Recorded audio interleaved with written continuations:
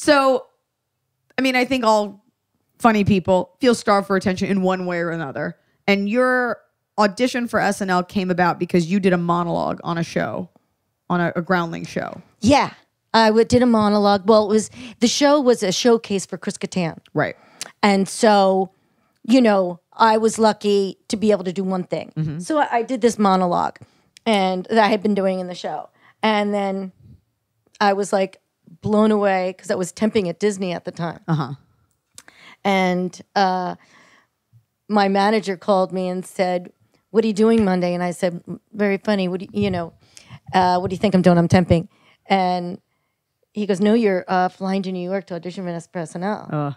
And I was like, "What?" I couldn't believe it. And I remember it was myself, Jennifer Coolidge, Will Ferrell, and Chris Kattan. And we were all flown out. And I just saw Jennifer Coolidge last night. She was hysterical at On Cabaret. She's hilarious. Yeah, she was at On Cabaret. Uh-huh. And so we were flown out. And I'm sorry, I love Puppet. No, you're fine. She just... And then came back and we got called back. Chris and Will and I got called back. And from that, Will and I got it. Wow. And Chris didn't get it the first time. No. Okay. Lauren wasn't on board.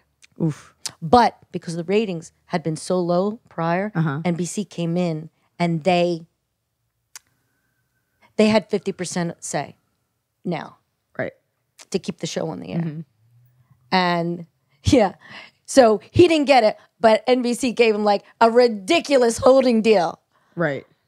Until Lauren finally, caved and took him on. Mm-hmm. Like he made like, I don't know, $70,000, something like that. For just to hang out. Like, yeah. So anyway, but that's how it happened. Yeah. And I originally moved to LA to get in the music business. I worked at A&M Records for many years. And it's so funny, when I got SNL, all anybody cared about was like, so no more free CDs? Like they're on their way out. I'm telling you, like everybody got free CDs with me. Wow. No, I can get you passes to Saturday Night Live. Yeah. Longest running show ever. No, you don't want that? Yeah, right. You just want a Bush CD? Okay. I think that's what was there. Yeah, so that's kind of how it happened. But,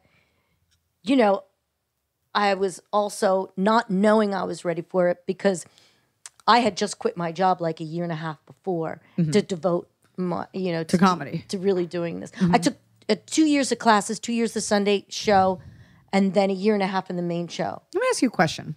How much? Because I know a lot of people who take Groundlings classes, or and maybe you do it just to brush up on what's funny or develop a skill. But I do believe, to get on SNL, you have to do original characters and impressions. So obviously those are muscles that require building. You don't just wake up an impressionist. How much of, and you might not want to answer this, but I'm going to ask it anyway. How much of those classes, at least now, and you might be out of touch with it now, is kind of BS, and how much of it is legitimate? I would say it's pretty legit. Yeah? Oh, yeah. I mean... Maybe I'm just talking to losers. Oh, well, I can only speak for myself. And a lot of people that... I was coming from being a secretary, And so I got all my knowledge there. And because I was so into it. Right. Like every Friday, because I could get the Late Show for free. Uh-huh. And there was so much about theater I didn't know, and playwrights, and I was embarrassed about it. So I would study how they would do different theater types, or playwrights or styles of theater through improv. And so I kind of learned through watching other people. And then I couldn't get enough of it. You're a true student of it. I was a true student. Sure. And I did not have any big expectations other than I wanted to be a Groundling. I never even thought SNL because I thought if I have my job at SNL, I mean at A&M, I have, you know, because it was a fun job, really fun working in promotion. And then I have that on the weekend, you know, Groundlings on the weekend. All I have to do is meet a great guy and I got a pretty good life. Right. Baby steps. Mr. Right never came along, but SNL did.